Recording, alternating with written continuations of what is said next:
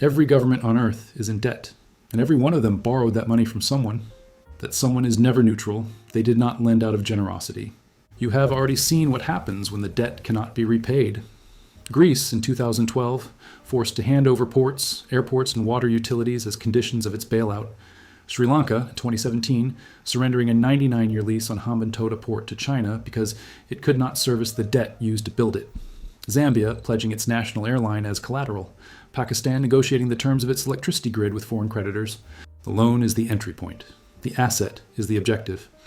Most people assume this architecture is a modern invention. The IMF, the World Bank, China's Belt and Road, 21st century institutional design.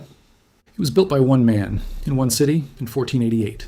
His name was Jakob Fugger, and in 1519 he did something that had never been done before and has never been done since. He spent 850,000 florins, the equivalent of the entire annual tax revenue of several European states, to purchase the most powerful throne on earth. Not conquer it, not inherit it, purchase it. The King of France was bidding for the same seat. The King of England, too. Neither could match what Fugger put on the table. And so Charles V became Holy Roman Emperor, ruler of Spain, the Americas, Austria, and half of Europe, because a cloth merchant's grandson in the city of Augsburg decided he should be. 4 years later, when Charles tried to limit Fugger's monopoly over Europe's copper and silver supply, Fugger wrote him a letter. It still exists. In it, he reminded the most powerful ruler on earth, in writing, with the full expectation of compliance, that without Fugger's money, there would be no emperor to be having this conversation. Charles V backed down. This video is not about that letter.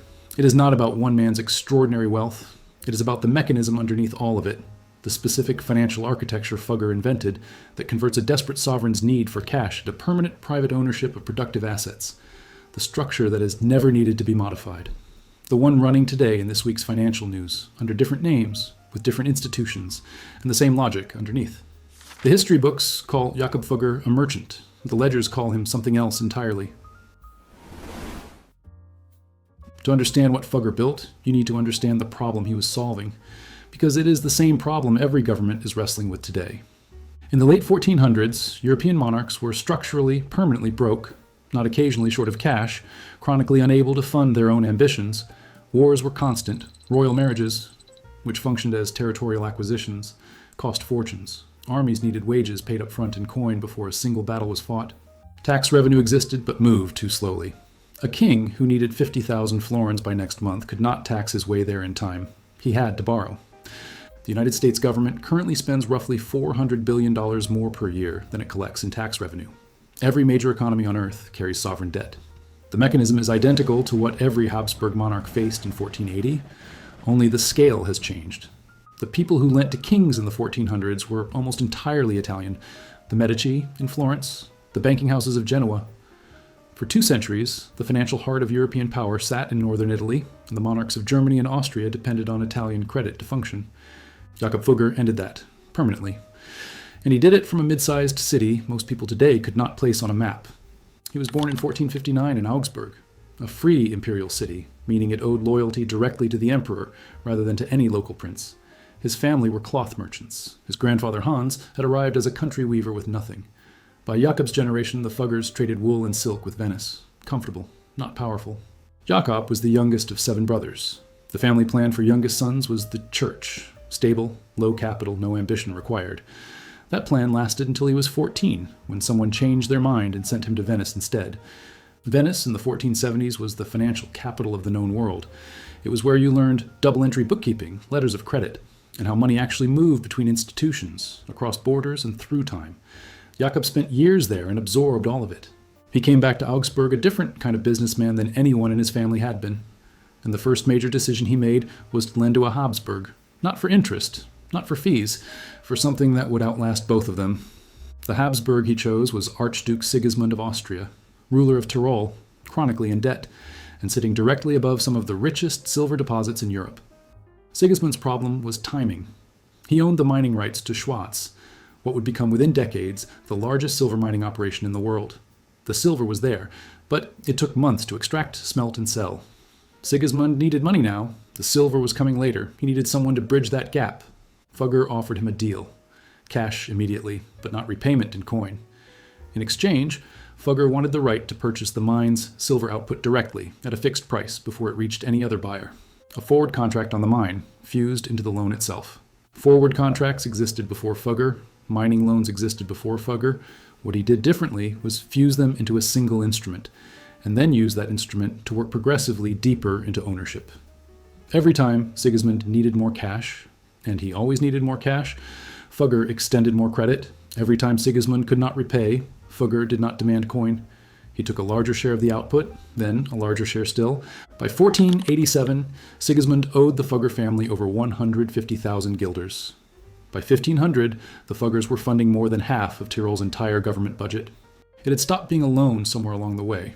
It was a buyout, conducted at the pace of Habsburg desperation. Fugger ran the identical structure in Hungary, partnering with a mining engineer named Hans Thurzo to develop the copper deposits at Banska Bystrica, loans to the crown, exclusive purchasing rights over the output. Within 20 years, the Fugger-Thurzo operation controlled roughly 40% of Europe's entire copper supply. Copper in the 1490s was not simply a commodity, it was strategic material. Copper made cannons, copper made naval hardware. Every army in Europe needed it, every navy depended on it. Whoever controlled the copper supply held leverage over every military power on the continent, not through politics or force, but through the supply chain itself. Fugger was now the supplier of the raw material without which kings could not wage war, and no king could cut him off without cutting off his own army. This was the insight he turned into a repeatable system. Sovereign debt and resource extraction are not separate transactions.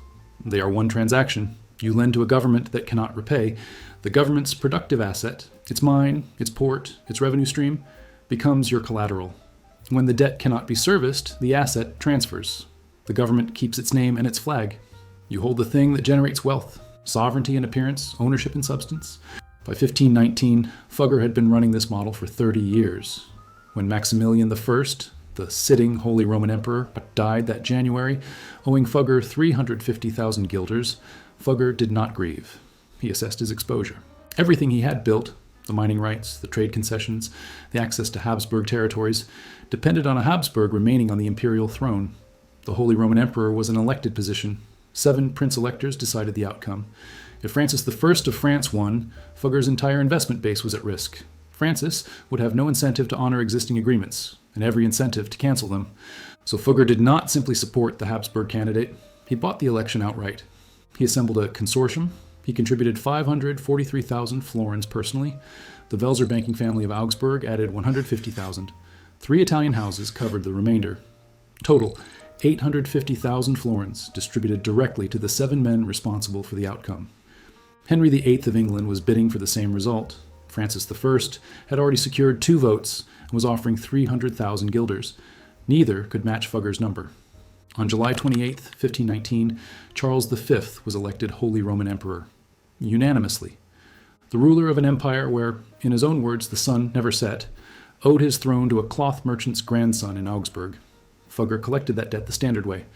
In 1521, with Charles unable to repay in cash, the Habsburg transferred the silver and copper mining operations of Tyrol directly to the Fugger Company. The loan became the mine became the leverage became the letter. When the Imperial Diet of 1523 moved to restrict wealthy trading houses, Fugger intervened.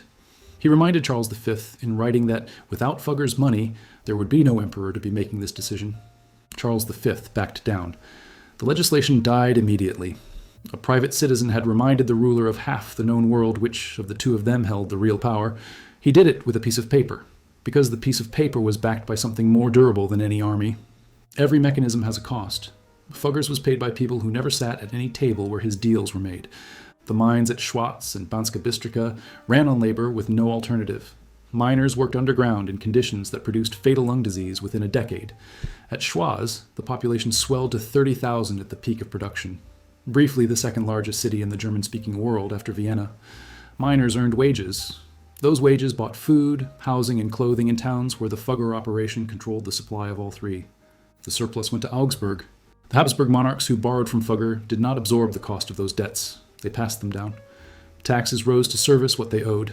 Military campaigns funded by Fugger loans extracted revenue from occupied territories. The pressure accumulated at the bottom of the system, as it always does.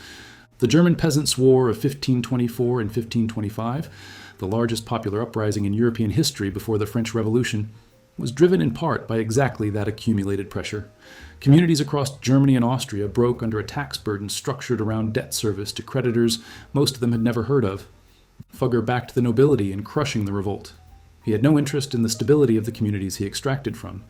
He had an interest in the continuity of the political architecture he operated through. Those two things look identical from the outside. They produce entirely different outcomes for the people caught between them. The people of Schwaz produced the wealth. The people of Augsburg held it. The people of neither place designed the arrangement. Now here is where the 500 years collapse into the present. The Greek government did not design the terms of its 2012 bailout. The IMF and European creditors did. Those terms required the privatization of state assets: ports, airports, water utilities, electricity infrastructure. Greece kept its name and its flag. The assets moved. A decade of wage cuts, pension reductions, and public service collapse followed, transferring the cost of the debt from the institutions that held it to the citizens who lived under it. Sri Lanka did not design the terms of its Chinese infrastructure loans. China did.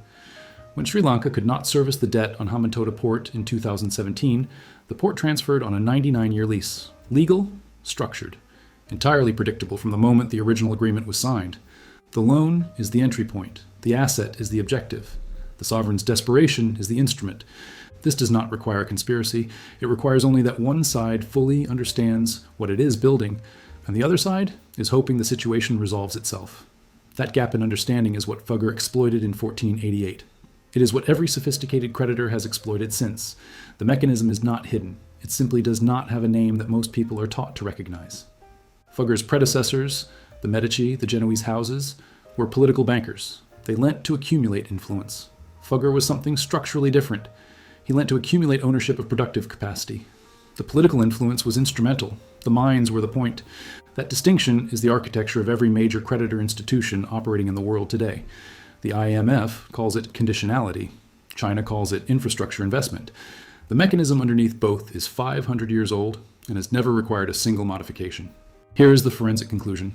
Jakob Fugger did not accumulate $400 billion through sharper instincts or harder work.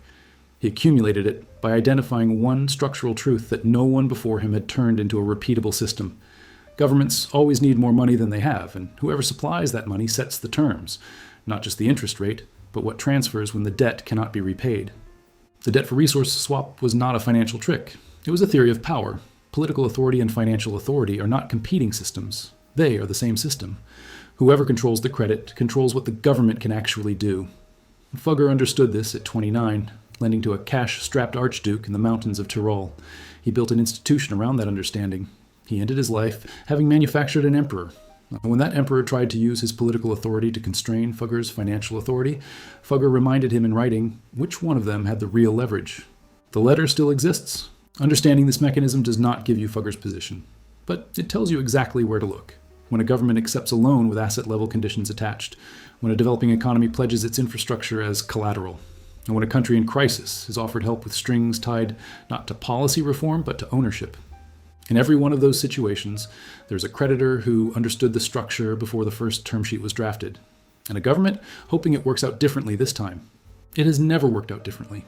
That is what financial history is for, not to explain what happened 500 years ago, to show you the architecture of what is happening right now in this week's news, under different names, with different institutions, and the same mechanism running underneath all of it. Subscribe to Fortune and Ruin as we continue our autopsy of history's greatest financial events. Let's uncover the financial truths that the history books left out.